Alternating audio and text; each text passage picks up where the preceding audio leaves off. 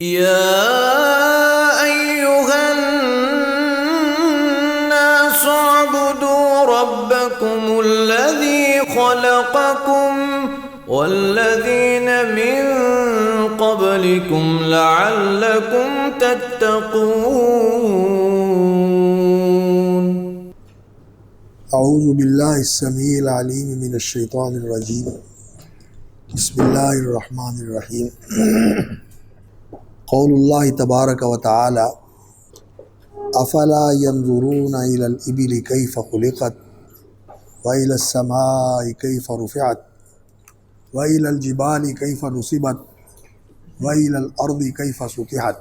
فذکر انما انت مذکر لست علیہم بمسیطر الا من تولی وکفر فیعذبہ اللہ العذاب الاکبر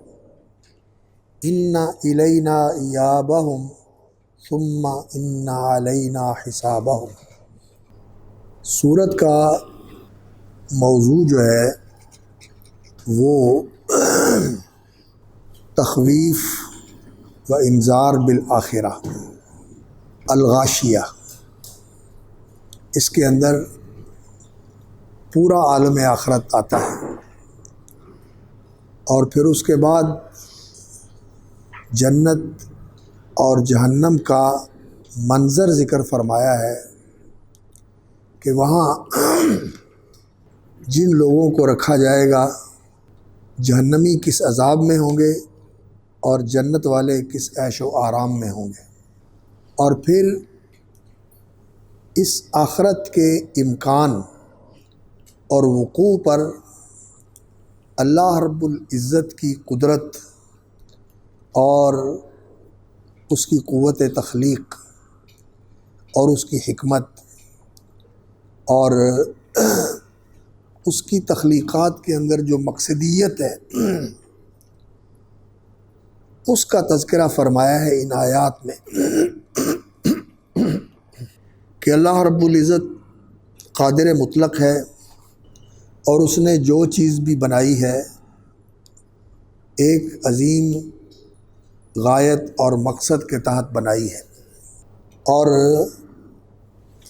ایسا نہیں ہو سکتا کہ اس نے یہ سب کچھ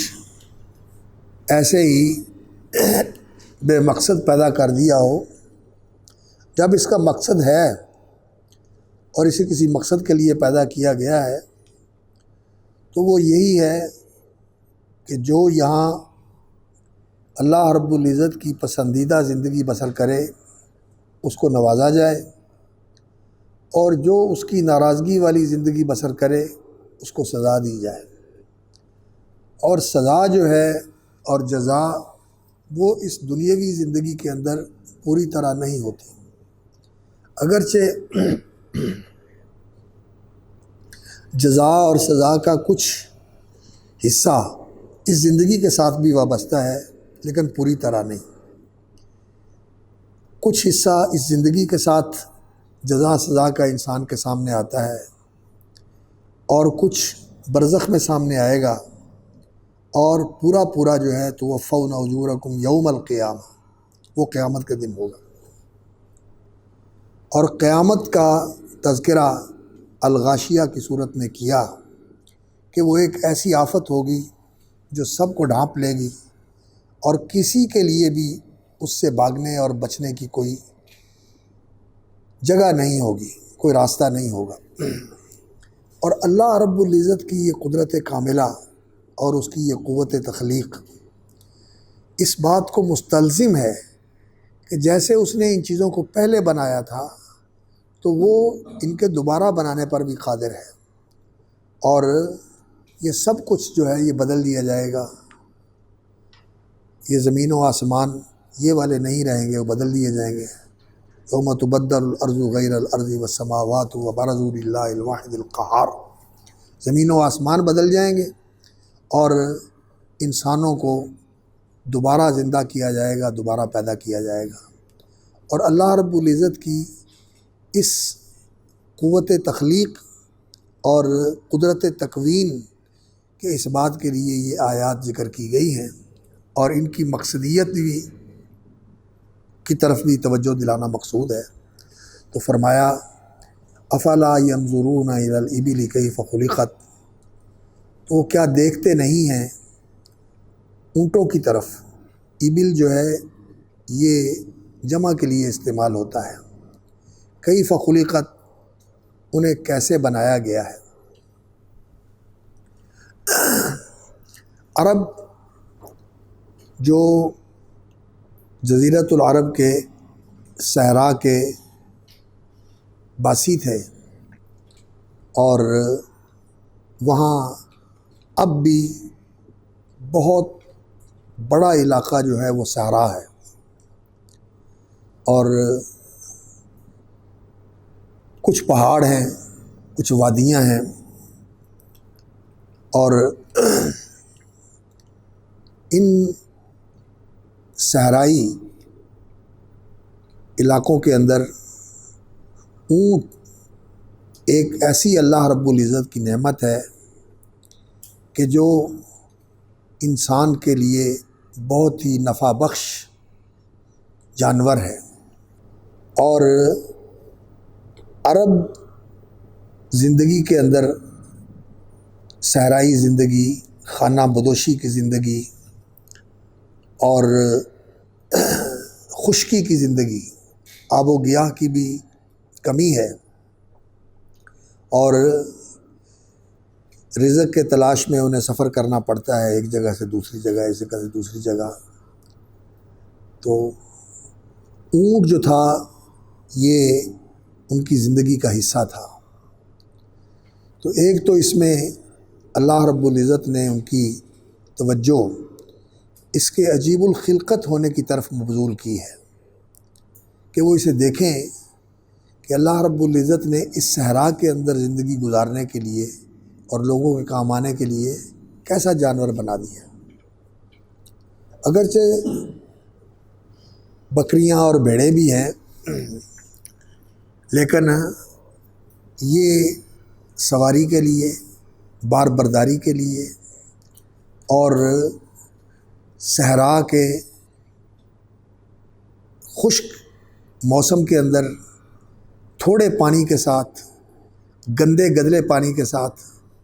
اور کئی دن بھوک اور پیاس کا مقابلہ کرنے کا اس کے اندر اللہ رب العزت نے ملکہ رکھا ہوا ہے۔ تو یہ ساری چیزیں اس صحرائی زندگی کے ساتھ بہت مطابقت رکھتی ہیں، اور پھر یہ ایسا جانور ہے کہ عظیم الجثہ ہونے کے باوجود بڑا فرما بردار جانور ہے۔ عام طور پر اونٹ جو ہے اسے چھوٹے بچے بھی نکیل ڈال کر لیے پھرتے ہیں، وہ شراست کا اور بدخلقی کا مظاہرہ نہیں کرتا، فرما برداری کا مظاہرہ کرتا ہے۔ اسی لیے رسول اکرم صلی اللہ علیہ وسلم نے مومن کی مثال جو ہے اس فرما بردار اونٹ کے ساتھ دی ہے۔ المومن کالجمل الانف، مومن جو ہوتا ہے یہ فرما بردار اونٹ کی طرح ہوتا ہے جس کو نکیل ڈلی ہوئی ہے۔ اذا قیدا انقادا، جب اسے کھینچا جائے نکیل سے پکڑ کر، انقادا کھینچا چلا آتا ہے۔ وَإِنْ أُنِيخَ عَلَى صَخْرَةٍ اسْتَنَاخَ، اور اگر نوکیلے پتھروں پر بھی اسے بٹھایا جائے، کانٹوں پر بھی اسے بٹھایا جائے تو بیٹھ جاتا ہے۔ تو یہ اس کی فرما برداری،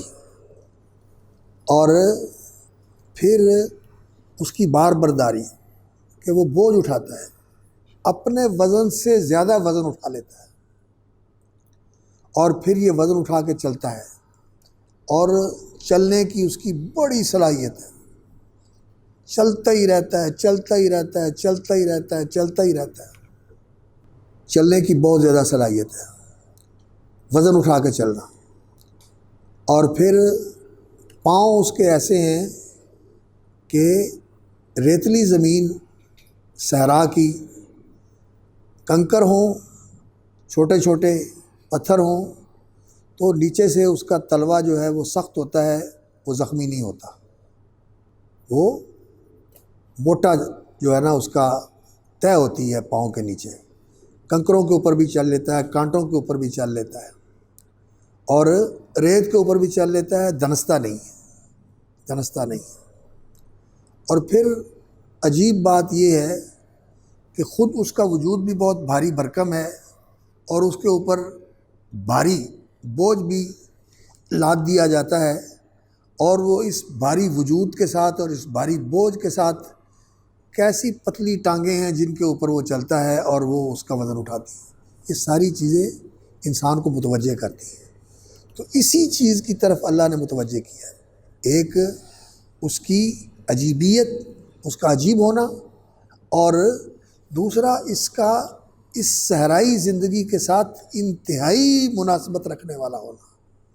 کہ اللہ رب العزت نے اس زندگی کے لیے کس طرح اس کو ڈیزائن کیا ہے اور کس طرح اس کو وجود بخشا ہے، کس طرح اللہ رب العزت نے اس کو ان کے لیے مطیع کر دیا ہے۔ اور پھر عربوں کے اندر اونٹ کے ساتھ محبت اب بھی ہے، لیکن اس دور میں تو جب کہ سب کچھ ان کا اونٹ کے ساتھ ہی ہوتا تھا،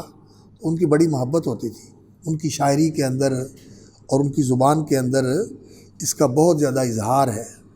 گھوڑے کے ساتھ بھی بڑا پیار کرتے تھے کہ یہ بھی ان کی سواری تھی جنگ کے لیے، اور اونٹ کے ساتھ بھی بڑا پیار کرتے تھے۔ تو اللہ رب العزت نے اس کی طرف متوجہ فرمایا کہ اللہ رب العزت نے اپنے عجائبات میں سے اس کو بھی ایک عجیب چیز بنایا ہے۔ ویسے زندگی کے اندر جو عجائبات ہیں، انسان مرکب شکل میں دیکھے تو اس کی عجوبگی یعنی عجوبہ ہونا یہ انسان کو متوجہ کرتا ہے، اور اگر انسان اس کو اجزاء اور مفردات کے اندر تحلیل اور تجزیہ کر کے ان کا جائزہ لے تو یہ عجائبات کا ایک عالم موجود ہے ہر ایک چیز کے اندر۔ سادہ سطحی نظر سے دیکھا جائے پھر بھی اس کے اندر یعنی تعجب خیزی ہے، وہ انسان کے لیے تعجب کا باعث ہے۔ اور اگر انسان گہری نظر کے ساتھ دیکھے اور اس کا اندر جا کے جائزہ لے تو پھر تو ایک عالم ہے عجائبات کا جو انسان کے سامنے آتا ہے۔ تو اسی چیز کی طرف اللہ رب العزت نے متوجہ فرمایا ہے قرآن مجید میں کہ انسان صرف اچٹتی نگاہ کے ساتھ نہ دیکھے بلکہ گہری نظر کے ساتھ اپنے ماحول کو دیکھے، اور ہر چیز جو ہے وہ اللہ رب العزت کی قدرت کاملہ، اس کی قوت قاہرہ اور اللہ رب العزت کی حکمت باہرہ اور اللہ رب العزت کی رحمت عامہ، ہر چیز اس کے اوپر دلالت کرتی ہے۔ اور باقی اللہ رب العزت کی ذات وہ تو پھر ایسی ذات ہے کہ وہ اللہ ہے کہ جہاں انسان حقیقت اور ماہیت تک کوئی رسائی نہیں رکھتا سوائے حیرانی اور سوائے عاجزی اور بے بسی کے، اور کوئی چیز انسان کو حاصل نہیں ہوتی۔ تو اللہ رب العزت نے اس کی طرف متوجہ فرمایا، افلا ينظرون الى الابل كيف خلقت والى السماء كيف رفعت، اور آسمان کی طرف نگاہ اٹھائیں، ينظرون الى السماء،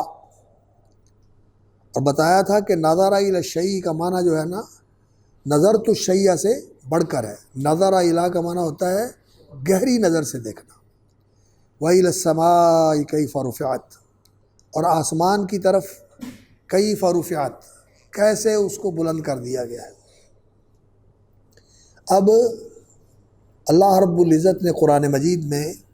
آسمان اور اس کا بغیر ستونوں کے کھڑا ہونا اور اس کا تہ بتہ پیدا کرنا، یہ ساری چیزیں ذکر فرمائی ہیں۔ آج جو انسان کی تحقیقات ہیں اس فضا کے اندر، انسان نے جو مطالعاتی سفر کیے ہیں، خود یا راکٹ بھیج کر اور مصنوعی چاند جو ہیں وہ فضا کے اندر بھیج کر ان کے ذریعے جو کچھ تصویریں حاصل کی ہیں اور جو کچھ مطالعہ اور مشاہدہ کیا ہے، اس کی روشنی میں جو انسان نے سمجھا ہے یہ بہت ہی کم، تھوڑا ہے، کمتر ہے، ہیچ ہے، اور جو کچھ اس فضائے بسیط کے اندر موجود ہے وہ اتنا زیادہ ہے، اتنا زیادہ ہے، اتنا زیادہ ہے کہ یہ معلومات اور وہ مجہولات ان کے درمیان کوئی نسبت ہی نہیں ہے۔ تو اس تھوڑی سی معلومات کے ساتھ انسان جو ہے وہ آسمان کا انکار کرے اور کہے کہ یہ تو صرف کچھ روشنی کی کرنیں ہیں اور کچھ گیسیں ہیں جن کے اوپر روشنی پڑتی ہے اور اس کی وجہ سے ہمیں کسی چیز کا وجود نظر آتا ہے، باقی حقیقت میں یہاں کوئی آسمان نہیں ہے۔ یہ بالکل غلط بات ہے اور یہ جہالت کی بات ہے، اور یہ بن دیکھے بات کہی جا رہی ہے، بن دیکھے یہ بات کہی جا رہی ہے۔ اللہ رب العزت نے قرآن مجید کے اندر العلم یہ نازل کیا ہے کہ آسمان موجود ہے، والسماء بنیناہا بأید وإنا لموسعون، اور آسمان کو ہم نے بنایا ہے بأید، قوت کے ساتھ، بأید، قوت کے ساتھ، وإنا لموسعون، اور ہم اس کو پھیلا رہے ہیں، اس میں برابر وسعت آ رہی ہے۔ اس کا کچھ اندازہ اب لوگوں نے کیا ہے کہ انا لموسعون کی حقیقت کیا ہے کہ یہ کائنات برابر پھیل رہی ہے، یہ کائنات برابر پھیل رہی ہے، اور انتم اشد خلقا ام السماء بناہا رفع سمکہا فسواہا، کیا تمہیں پیدا کرنا زیادہ مشکل ہے؟ ام السماء بناہا، یا آسمان کی جس کو اللہ رب العزت نے بنایا ہے، رفع سمکہا، پھر اللہ رب العزت نے اس کی بلندی کو اونچا کر دیا ہے، اس کی بلندی بہت بلند ہے، اور سمک کا معنی کسی چیز کی موٹائی بھی ہوتا ہے، رفع سمکہا کہ اس کی موٹائی بھی ہے، موٹا بھی ہے، اور اللہ رب العزت نے آسمان کے دروازے بھی بنائے ہوئے ہیں، لا تفتح لهم ابواب السماء ان الذين كذبوا بآياتنا واستكبروا عنها لا تفتح لهم ابواب السماء ولا يدخلون الجنة حتى يلج الجمل في سم الخياط وبنينا فوقكم سبعا شدادا، شدید ہے، یہ صرف گیسیں نہیں ہیں، یہ صرف روشنی کی کرنیں نہیں ہیں، لہریں نہیں ہیں روشنی کی، بلکہ یہ ایک حقیقت ہے، بنینا فوقکم سبعا شدادا۔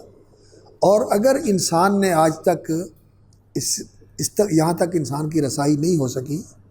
تو انسان کی تو ابھی تک سورج تک رسائی نہیں ہو سکی، سورج اتنی بلندی کے اوپر ہے، وہاں تک انسان نہیں پہنچا، اور کہتے ہیں کہ چاند تک ان کی رسائی ہوگی، یا یہ مریخ تک پہنچے ہیں، یا اور بعض سیاروں تک پہنچے ہیں، یا زمین کے مدار سے نکل کر اس کے گرد انہوں نے، یا زمین کے مدار کے اندر رہتے ہوئے زمین کے گرد چکر لگائے ہیں اور زمین کا مشاہدہ کرنے کی کوشش کی ہے خلا نوردوں نے، جو خلا کے اندر سفر کرتے ہیں۔ تو یہ چیزیں تو اس کائنات کے اندر بہت قریب ہیں، بہت قریب چیزیں ہیں یہ، اللہ اکبر۔ اور کائنات تو بہت وسیع ہے اور آسمان تو بہت بلند ہے، لیکن یہ جو السماء ہے اس کے دو مفہوم ہوتے ہیں۔ ایک تو مفہوم اس کا یہ ہے کل ما علاک و اظلک فہو سماء، جو تمہارے اوپر ہے اور تمہارے اوپر سایہ فگن ہے اس کو السماء کہا جاتا ہے، اس لیے بادل کو بھی سماء کہہ دیتے ہیں، اور اس فضا کے اندر جو کچھ ہمارے اوپر ہے اس کو بھی سماء کہہ دیتے ہیں۔ ایک سماء کا معنی یہ ہے، اور دوسرا سماء سے مراد وہ آسمان ہے جس کی اللہ رب العزت نے تخلیق فرمائی ہے، اور جس کے بارے میں فرمایا خلق سبع سماوات طباقا ما تری فی خلق الرحمن من تفاوت، کہ تہ بتہ آسمان بنائے ہیں، اور اس آسمان کے وجود پر یقین رکھنا یہ قرآن کی آیات کا تقاضا ہے۔ یہ 7 آسمان ہیں، 7 سماوات طباقا، اللہ الذی خلق 7 سماوات ومن الارض مثلہن، 7 آسمان بنائے ہیں، 7 زمینیں بنائی ہیں۔ تو جو ان آیات کا ظاہر ہے اس کے اوپر ایمان رکھنا یہ ہمارا فرض بنتا ہے۔ اور باقی جو خلا نورد ہیں یہ تو بہت قریب تک گئے ہیں، اور یہ جو ابھی پچھلے دنوں ایک ویب سائٹ انہوں نے مصنوعی چاند کے ذریعے آسمان فضا کے اندر بھیجی تھی، اور اس نے جو تصویریں وہاں سے لے کر زمین پر بھیجی ہیں اور اس کے ساتھ جو اندازہ کیا ہے، تو یہ جتنا تصور تھا پہلے کہ یہ کائنات وسیع و عریض ہے، اس سے بھی زیادہ اس نے معلومات دی ہیں کہ یہ کائنات اس سے بھی زیادہ وسیع ہے۔ جو بلیک ہول ہے اور اس کے اندر پھر جو کچھ ہے وہ اللہ ہی بہتر جانتا ہے کتنا زیادہ ہے۔ تو اس لیے اگر یہ آسمان کی نفی کی بات کرتے ہیں کہ آسمان کا کوئی وجود نہیں ہے، تو یہ جہالت کی بات ہے، یہ لا علمی کی بات ہے، بن دیکھے ایسا کہہ رہے ہیں۔ رسول اکرم صلی اللہ علیہ وسلم جو ہیں، قُلْ لَا أَقُولُ لَكُمْ عِندِي خَزَائِنُ اللَّهِ وَلَا أَعْلَمُ الْغَيْبَ، میں نہیں کہتا کہ اللہ کے خزانے میرے پاس ہیں، اور نہ ہی میں یہ دعویٰ کرتا ہوں کہ عالم الغیب، میں غیب دان ہوں۔ وَلَا أَقُولُ لَكُمْ إِنِّي مَلَكٌ إِنْ أَتَّبِعُ إِلَّا مَا يُوحَىٰ إِلَيَّ، میں تو وحی کی پیروی کرتا ہوں۔ اور قُلْ هَلْ يَسْتَوِي الْأَعْمَىٰ وَالْبَصِيرُ، آپ کہیے هَلْ يَسْتَوِي الْأَعْمَىٰ وَالْبَصِيرُ، اندھا اور بینا برابر ہوتے ہیں؟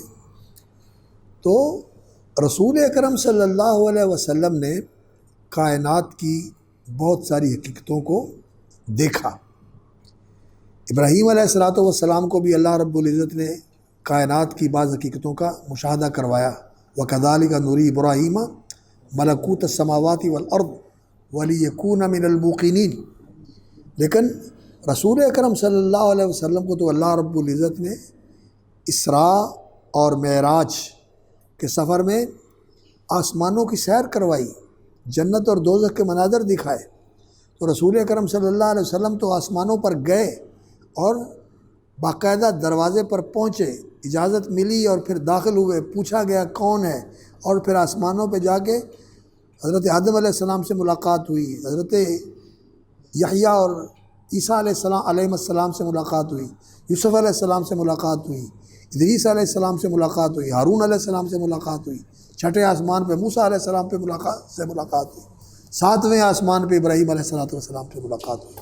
اور اس سے بھی اوپر گئے نبی صلی اللہ علیہ وسلم، عند سدرۃ المنتہیٰ عندہا جنت المأویٰ۔ تو اس لیے یہ ہمارا ایمان ہے کہ آسمان جو ہے اللہ رب العزت نے 7 آسمان بنائے ہیں، اور یہاں جو آسمان ہمیں نظر آتا ہے یہ اس آسمان دنیا کے ساتھ جڑا ہوا ہے۔ یہ جو نیلی رنگت ہمیں نظر آتی ہے یہ تو ہو سکتا ہے کہ یہ اس روشنی کی وجہ سے نیلی رنگت نظر آتی ہو، اور یہ اس آسمان کی رنگت نہیں ہے جو کہ وجود میں ہے، اس لیے کہ وہ آسمان تو بہت اونچا ہے، لیکن یہ چیزیں اس کے ساتھ جڑی ہوئی نظر آتی ہیں ہمیں، اس لیے کہ یہ اس کے نیچے ہیں، اور وہ آسمان تو بہت زیادہ بلندی کے اوپر ہے۔ رسول اکرم صلی اللہ علیہ وسلم وہاں گئے اور آپ صلی اللہ علیہ وسلم نے 7 آسمانوں کا سفر کیا، اور اس کے اوپر آپ صلی اللہ علیہ وسلم عند سدرۃ المنتہیٰ تک پہنچے، جنت المأویٰ تک پہنچے، اور آپ صلی اللہ علیہ وسلم کو دوزخ کا بھی مشاہدہ کروایا گیا۔ تو آسمان کے بارے میں جو قرآن اور حدیث کا نظریہ ہے اس کے اوپر ایمان رکھنا چاہیے، اور ابھی تک وہ ہمارے لیے غیب ہے، لیکن بہت ساری چیزوں کا انسان نے اس فضائی تحقیق کے اندر مشاہدہ کیا ہے، اور انسان نے خلا میں قدم رکھا ہے، اور انسان وہاں سے تصویریں لے کر، وہاں سے ایک لمبا وقت گزار کر، کئی گھنٹے وہاں گزار کر انسان زمین پہ واپس آیا ہے۔ ہم ان چیزوں کا انکار نہیں کرتے، اگر یہ واقعتاً ہوا ہے تو یہ ممکن ہے، ہو سکتا ہے اور ہوا ہوگا، لیکن جو کچھ رسول اکرم صلی اللہ علیہ وسلم نے بتایا اور قرآن بتا رہا ہے وہ برحق ہے، اور ہمیں اس کے لیے کسی تائید کی اور کسی تصدیق کی ضرورت نہیں ہے۔ ہمارا ایمان اس کے اوپر ہے، کوئی چیز اس کی تائید اور تصدیق کرے تو وہ ایک حقیقت کا اعتراف کر رہا ہے جو حقیقت واقعہ ہے، اور اگر کوئی اعتراف نہیں کرتا تو بل کذبوا بما لم یحیطوا بعلمہ ولما یاتہم تاویلہ۔ کیسے ہے یہ آیت سورہ یونس کی؟ اللہ اکبر۔ فرمایا ام یقولون افطرا قل فاتوا بسورۃ مثلہ، اس جیسی ایک صورت لے آؤ، وادعوا من استطعتم من دون اللہ ان کنتم صادقین، بل کذبوا بما لم یحیطوا بعلمہ ولما یاتہم تاویلہ۔ یہ ایسی چیز کا انکار کر رہے ہیں، اس کو جھٹلا رہے ہیں، لم یحیطوا بعلمہ، جس کا علم پوری طرح ان کو حاصل نہیں ہے، اس کا علمی احاطہ نہیں کیا انہوں نے، ولما یاتہم تاویلہ، اور ابھی تک اس کی حقیقت ان کے سامنے نہیں آئی۔ اس آیت کے اندر بڑی وسعت ہے، جیسا کہ قرآن مجید نے ان کو مستقبل کی خبر دی تھی کہ اللہ کے رسول صلی اللہ علیہ وسلم غالب آئیں گے اور یہ مغلوب ہوں گے، اور یہ آج جس دعوت کے ماننے والے چند ایک ہیں جو تھوڑی تعداد میں ہیں، یہ بہت بڑی تعداد میں ہوں گے، اور یہ لوگ جو ہیں ان کا وجود نہیں رہے گا اور یہ ختم ہو جائیں گے۔ اولم یروا انا ناتی الارض ننقصها من اطرافها افهم الغالبون، یہ غالب آنے والے نہیں ہیں بلکہ اللہ غالب آنے والا ہے، اور اللہ رب العزت کا یہ وعدہ ہے کہ ان حزب اللہ هم الغالبون، اللہ کی پارٹی ہی غالب آنے والی ہے۔ تو یہ بھی قرآن مجید نے خبر دی تھی، اور وہ کہتے تھے کہ یہ ایسے ہی دیوانے کی بڑھ ہے۔ اور اسی طرح اس آیت کے اندر یہ بھی وسعت ہے کہ اس کائنات کے متعلق جو حقیقتیں اور جو اللہ رب العزت نے امور ذکر فرمائے، امور واقعہ، ان کی تصدیق کرنا اور ان پر ایمان رکھنا، یہ ہمارے ایمان کا تقاضا اور اس کا حصہ ہے۔ اس لیے اس کے بارے میں انسان کو کسی شک و شبہ میں مبتلا نہیں ہونا چاہیے۔ اور اولم ینظروا فی ملکوت السماوات والارض، کہ یہ اس آسمانی بادشاہت کو نہیں دیکھتے؟ اللہ اکبر، کتنی عظیم بادشاہت ہے یہ سورج اور اس کا جو نظام ہے، اس کے جو سیارے ہیں اور اس کے جو چاند ہیں، اس کے گرد یہ سورج ایک ستارہ ہے، اور اس جیسے لاکھوں کروڑوں نہیں اربوں ستارے ہیں، اور یہ جس کہکشاں کا یہ حصہ ہے وہ تو ایک کہکشاں ہے، اور ایک کہکشاں جو وہ رات کو نظر آتی ہے جس کو ثریا کہا جاتا ہے،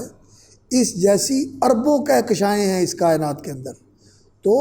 جن کی روشنی زمین تک پہنچتے ہوئے اس کو ہزاروں نوری سالوں کا سفر طے کرنا پڑتا ہے۔ ہزاروں نوری سالوں کے اندر وہ روشنی زمین تک پہنچتی ہے، اور اتنی دور ہے وہ، تو آسمان کتنی دور ہوگا۔ تو اس سے انسان کی محدودیت اور اس کی بہت ہی کمتر مخلوق ہونا، اس عظیم کائنات کے اندر اس زمین کی کوئی حیثیت نہیں ہے۔ کہتے ہیں کہ اس کائنات کی وسعت کے اندر اگر اس زمین کے اس گلوب کو دیکھا جائے تو یہ ایسے ہی ہے جیسے کسی صحرا کے اندر کسی پینسل کے ساتھ نشان لگا دیا جائے۔ پینسل کا نشان اس صحرا کے مقابلے میں جو حیثیت رکھتا ہے، کائنات کے مقابلے میں زمین کی یہ حیثیت بھی نہیں، اور اس میں انسان کی کیا حیثیت ہے؟ انسان کتنی چھوٹی چیز ہے، زمین کے مقابلے میں انسان کتنا چھوٹا ہے۔ تو انسان کو آج الحاد اور دہریت اور دین بیزاری اور موجودہ سائنسی تحقیقات کے اوپر انسان جو ہے بڑا مغرور ہے، اور بڑا انسان اس علم کے پندار کے اندر مبتلا ہے کہ جی آج انسان نے ہر چیز کو دیکھ لیا ہے اور ہر چیز کے بارے میں جان لیا ہے، اب کیا ہے؟ اللہ اکبر۔ کہتے ہیں کہ خلائی سفر کے اندر رشیا نے پہلے جو ہے نا وہ راکٹ بھیجے تھے جنہوں نے فضا کے اندر سے تصویریں لے کر زمین پہ بھیجی، تو اسپیٹنک اور لونک کے نام سے انہوں نے جو ہے نا خلائی راکٹ بھیجے تھے، اور انہوں نے جو تصویریں بھیجی زمین کے اوپر، تو آپ جانتے ہیں کہ کمیونزم جو ہے یہ داریت اور لادینیت کا علم بردار ہے کہ کوئی خدا نہیں، کوئی دین نہیں، کوئی مذہب نہیں۔ تو اس وقت پھر انہوں نے کہا تھا کہ ہم نے فضا میں سفر کر کے ڈھونڈ کے دیکھ لیا، کہیں ہمیں خدا نظر نہیں آیا، کہیں ہمیں خدا نظر نہیں آیا۔ اور پھر مولانا مودودی رحمۃ اللہ علیہ نے لکھا ہے، کہتے ہیں کہ جب جرمنی کی جنگ شروع ہوئی اور جرمنی کی جنگ کے اندر یہ سارے جو تھے نا اس کے ساتھ مقابل میں تھے جرمنی اور اٹلی اور جاپان، یہ ایک گروپ تھا، اور باقی ساری دنیا جو تھی اتحادی یہ اس کے مقابل میں تھے۔ تو ان کی فوجیں جو تھیں وہ ماسکو کے اوپر گولے پھینک رہی تھی اور بم گرا رہی تھی۔ تو پھر جو اس وقت کا وزیر اعظم تھا رشیا کا، اس نے عیسائی راہبوں کو بلایا اور ان کو بلا کر کہنے لگا کہ خدا سے دعا کریں اللہ ہمیں بچا لے، دشمن کی فوجیں جو ہیں یہ چڑھی آ رہی ہیں، اور اب تو لینن گراڈ جو ہے اس کے اوپر بھی گولہ باری ہو رہی ہے، اور ہم مقابلے میں ٹھہر نہیں سکتے۔ تو پھر ان کو خدا یاد آ گیا اور اللہ رب العزت نے ان کو دکھا دیا کہ کوئی طاقت ہے جس کے سامنے تمہاری کوئی حیثیت نہیں۔ تو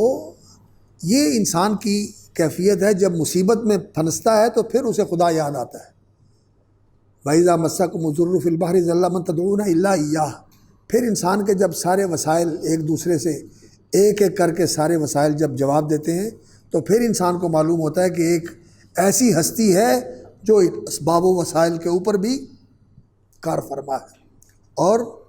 وہ طاقت ان سے بھی بڑھ کر ہے، وہ ان سے کام لیتا ہے اور کبھی ان سب کو فیل کر کے اس سے اوپر وہ ایسی چیز بھیج دیتا ہے کہ سارے اسباب و وسائل فیل ہو کے رہ جاتے ہیں۔ تو آج کے دور میں ہمارا ایمان جو ہے وہ اور زیادہ مضبوط ہونا چاہیے، اور یہ سائنس جو ہے اس کا مطالعہ ایمان کے لیے ہونا چاہیے کہ جس میں انسان کا علم اور ایمان بڑھ جائے۔ اس سے انسان بے ایمانی کی طرف جائے یہ جہالت ہے، اور سائنس بے ایمانی کی طرف دعوت نہیں دیتی، بلکہ جتنا گہرائی کے ساتھ اس کا مطالعہ کیا جاتا ہے اتنا ہی انسان کو اندازہ ہوتا ہے کہ کتنی زیادہ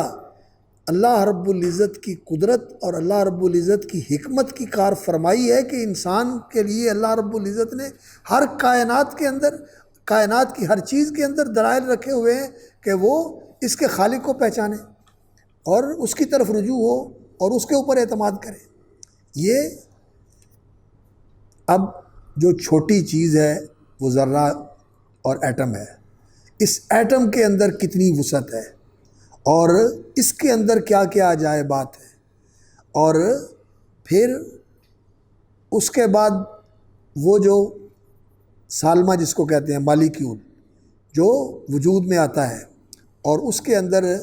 کئی چیزیں جو ہیں نا وہ اکٹھی ہوتی ہیں اور اکٹھی ہو کر وہ ایک مالیکیول بنتا ہے، اور پھر اس کے اندر زندگی کا پیدا ہونا، ساری چیزیں اس میں پیدا ہوتی ہیں، اور پھر اس کے اندر زندگی کہاں سے آتی ہے؟ یہ زندگی لانے والی کسی کے پاس کوئی چیز نہیں ہے، یہ کہاں سے آ جاتی ہے؟ یہ اللہ رب العزت کی قدرت ہے۔ تو سائنس تو یہ چیزیں بتا کر انسان کو اللہ کی طرف متوجہ کرتی ہے۔ تو علم جو ہے یعنی سائنس، یہ تو اللہ کی پہچان کروانے والا ہے۔ اور مجھے یاد آ رہا ہے کہ مولانا وحید الدین خان نے کتاب لکھی ہے ایک علم جدید کا چیلنج، پڑھنے والی کتاب ہے، اس کا ضرور مطالعہ کریں آپ۔ تو اس میں انہوں نے لکھا ہے کہ ہمارا ایک فلکیات کا پروفیسر تھا، تو وہ چرچ میں بھی جایا کرتا تھا اور مذہبی آدمی تھا۔ تو کہتا ہے ایک دن جو ہے نا وہ چرچ جا رہا تھا اور چھتری اس کے ہاتھ میں تھی، لیکن وہ چھتری اس نے کھولی نہیں تھی، اس کو بغل میں دبایا ہوا تھا اور بارش ہو رہی تھی اور وہ چرچ جا رہا تھا۔ تو اس سے پوچھا سر آپ جا رہے ہیں، بارش ہو رہی ہے، چھتری آپ کے پاس ہے تو آپ نے اس کو کھولا نہیں ہے؟ کہنے لگا اچھا بارش ہو رہی ہے، مجھے پتہ نہیں چلا، بارش کا مجھے پتہ نہیں چلا، بارش ہو رہی ہے بارش کا پتہ نہیں چلا۔ تو انسان جس کیفیت کے اندر ہو اس کیفیت کا اتنا جو ہے نا انسان کے اوپر غلبہ ہوتا ہے کہ اسے اپنے ماحول سے بے خبری ہو جاتی ہے، اپنے ماحول سے بے خبر ہو جاتا ہے۔ اس نے کہا اصل میں چرچ جا رہا تھا تو میرے ذہن میں نا اللہ رب العزت کی عظمت کا ایسا تصور تھا کہ کتنی بڑی ذات کے حضور میں حاضری دینے کے لیے پیش ہو رہا ہوں، اس لیے مجھے بارش کا احساس نہیں ہوا۔ تو وہ کہتا ہے سر میں آپ کو ایک بات بتاؤں جو قرآن مجید میں کہی ہوئی ہے۔ اس نے کہا کیا؟ اس نے کہا قرآن میں اللہ رب العزت نے فرمایا انما یخشی اللہ من عبادہ العلماء، علم والے اللہ رب العزت کی خشیت رکھتے ہیں۔ جتنی اس کی عظمت اور اس کے جلال کا استحضار اور ادراک ہوتا ہے اتنی انسان کے اوپر خشیت اور خوف اللہ رب العزت کی عظمت و جلال کا طاری ہوتا ہے۔ تو اس نے کہا واقعتاً جب ہم اس کائنات کا مطالعہ کرتے ہیں کہ اتنی عظیم اور اتنی وسیع کائنات ہے تو اس کا بنانے والا جو ہے وہ کتنا عظیم اور کتنا وسیع ہوگا۔ اور اسی سلسلے میں نا ایک کتاب ہے خدا موجود ہے، خدا موجود ہے، اصل تو انگریزی کتاب ہے لیکن اس کے مختلف زبانوں میں ترجمے ہوئے ہیں، اس کا اردو میں بھی ترجمہ ہوا ہے خدا موجود ہے کے نام سے۔ تو اس کتاب کے اندر پروفیسر عبدالحمید صدیقی رحمۃ اللہ علیہ، یہ ایک بڑے محقق عالم تھے، گجرانوالہ کے تھے، اور مولانا مودودی کے رسالے میں لکھا کرتے تھے، اور مولانا مودودی کی زندگی میں ہی انہوں نے ان کو اپنا جانشین بنا کے اس کا مدیر بنا دیا تھا، ترجمان القرآن کے مدیر تھے، انہوں نے اس کا ترجمہ کیا خدا موجود ہے۔ تو وہ 40 سائنٹسٹ ہیں جنہوں نے، کوئی یہودی ہے، کوئی عیسائی ہے، اور کوئی کون ہے، سب کے جو مضامین ہیں وہ اس بات کے اوپر ہیں کہ جس چیز کے اوپر بھی انسان غور کرے اس کائنات کی، وہ اس بات پر دلالت کرتی ہے کہ اس کے بنانے والا اللہ ہے، اس کا بنانے والا خدا ہے، اور اس کے بنانے والی کوئی ہستی ہے جو ذی اختیار ہے اور ذی قدرت ہے، قدرت والا ہے، اختیار والا ہے اور مرضی والا ہے، اور جیسے چاہتا کرتا ہے۔ اور اس طرح کی چیزوں کو قرآن مجید میں اللہ رب العزت نے بڑے سادہ انداز میں بیان فرما دیا۔ اللہ رب العزت نے آسمان بغیر ستونوں کے بلند کیے ہیں، ثم استوى علی العرش کل یجری لاجل مسمى یفصل الآیات لعلکم بلقاء ربکم توقنون۔ اب یہ ساری چیزیں جو اوپر سورج ہے، چاند ہے، دوسرے سیارے ہیں، ستارے ہیں، یہ کہکشائیں ہیں، اور یہ جو کچھ ہے یہ سارا بغیر ستونوں کے اس فضا کے اندر معلق ہے۔ اور کیسے اللہ رب العزت نے ان کو معلق کر دیا ہے؟ سورج کی کشش اور زمین کی کشش، ان دونوں کو ملا کر اللہ رب العزت نے ایک فاصلے کے اوپر رکھا ہوا ہے، نہ گھٹتا ہے نہ بڑھتا ہے۔ کس طرح اللہ رب العزت نے ان کو ایک دوسرے سے فاصلے کے اوپر رکھا ہوا ہے، نہ سورج کی کشش زمین کو اپنی طرف کھینچ سکتی ہے اور نہ ہی زمین کی کشش اس کو اپنی طرف کھینچ سکتی ہے، دونوں ایک دوسرے کو کھینچ کر اللہ رب العزت نے ایک جگہ کے اوپر رکھا ہوا ہے بغیر عمد ترونہا۔ اور پھر فرمایا وَهُوَ الَّذِي مَدَّ الْأَرْضَ وَجَعَلَ فِيهَا رَوَاسِيَ وَأَنْهَارًا وَمِنْ كُلِّ الثَّمَرَاتِ جَعَلَ فِيهَا زَوْجَيْنِ اثْنَيْنِ يُغْشِي اللَّيْلَ النَّهَارَ إِنَّ فِي ذَلِكَ لَآيَاتٍ لِقَوْمٍ يَتَفَكَّرُونَ وَفِي الْأَرْضِ قِطَعٌ مُتَجَاوِرَاتٌ وَجَنَّاتٌ مِّنْ أَعْنَابٍ وَنَخِيلٌ وَزَرْعٌ وَنَخِيلٌ صِنْوَانٌ وَغَيْرُ صِنْوَانٍ يُسْقَىٰ بِمَاءٍ وَاحِدٍ وَنُفَضِّلُ بَعْضَهَا عَلَىٰ بَعْضٍ فِي الْأُكُلِ۔ درخت مختلف ہیں اور ایک درخت کی شاخیں مختلف ہیں، لیکن ساری شاخیں ایک جیسی نہیں ہوتی، سارے پھل ایک جیسے نہیں ہوتے، اور ان کا ذائقہ ایک جیسا نہیں ہوتا۔ تو اللہ رب العزت نے کتنی سادہ دلیلوں کو ذکر کر کے انسان کو اس کی طرف متوجہ کیا ہے کہ وہ اللہ رب العزت کی خلاقیت اور اللہ رب العزت کی قدرت اور اللہ رب العزت کی قوت اور اس کی حکمت اور اس کی رحمت کی طرف متوجہ ہو، اور وہ اس کا اقرار کر کے ایمان کے ساتھ اللہ رب العزت پر یقین لے آئے، اس کی تصدیق کرے اور اس پر یقین کرے۔ تو وَإِلَى السَّمَاءِ كَيْفَ رُفِعَتْ، تو اس طرح کا مطالعہ بھی انسان کو کرنا چاہیے، کیونکہ آج کل جو ہمارا مخاطب ہے، جہاں عام مسلمان ہیں، ان کے اندر ایمان و یقین کی کیفیت کو بڑھانا، وہ تو قرآنی آیات کے ساتھ اور احادیث کے ساتھ انسان کی قوت ایمانیہ کے اندر اضافہ ہوتا ہے، لیکن جو جدید ذہن کے شبہات ہیں ان کو بھی سمجھنا اور ان کے ازالے اور ان کی تشفی اور ان کے اطمینان کا بھی سامان انسان کو کرنا چاہیے، کیونکہ وہ بھی ہمارے مخاطب ہیں اور وہ ہمارے معاشرے کا حصہ ہے۔ اور اس وقت جس شدت کے ساتھ یہ الحاد اور داریت پھیل رہی ہے، لیکن یہ حقیقت ہے کہ دلیل کوئی نہیں ہے۔ جو لوگ یہ کہتے ہیں کہ خدا نہیں ہے، اس کی دلیل ان کے پاس کوئی نہیں ہے۔ یہ لا علمی اور جہالت کی بنیاد پر کہتے ہیں۔ اور اللہ رب العزت کے ہونے کے دلائل یہ میں آپ کو بتا رہا تھا کہ اس کتاب کے اندر 40 سائنسدانوں نے اپنے مشاہدات اور اپنے تجربات اور اپنے تأثرات اور انطباعات کا تذکرہ کر کے یہ بتایا ہے کہ انسان ایٹم کا مشاہدہ کرے، انسان خلا کا مشاہدہ کرے، انسان مالیکیول کا مشاہدہ کرے، انسان مختلف جانوروں کے پیدا ہونے اور ان کے جیسے پیچھے ذکر کیا الذی خلق فسوا والذی قدر فہدی، یہ چیزیں جو ہیں یہ کس طرح انسان کو اس بات کی طرف لے کے آتی ہیں کہ انسان اللہ پر ایمان لائے اور اللہ رب العزت کی ہستی کو، اس کے وجود کو، اس کی ذات کو تسلیم کرے، اور پھر اس کے اسماء و صفات کے ساتھ اس کے اسماء حسنہ اور اس کی صفات علا کا مطالعہ کر کے اور ان کے اوپر یقین رکھ کے پھر اللہ رب العزت کی عظمت، اللہ رب العزت کا جلال، اس کا جبروت، اس کا وسیع ملکوت، ان چیزوں کا انسان مطالعہ کرتا ہے اور اس سے پھر انسان کا ایمان اور یقین بڑھتا ہے۔ اور اسی طرح اللہ اکبر، یہ تو آسمان کی طرف اللہ رب العزت نے متوجہ کیا، وَإِلَى الْجِبَالِ كَيْفَ نُصِبَتْ وَإِلَى الْأَرْضِ كَيْفَ سُطِحَتْ، اور یہ پہاڑ اور یہ زمین،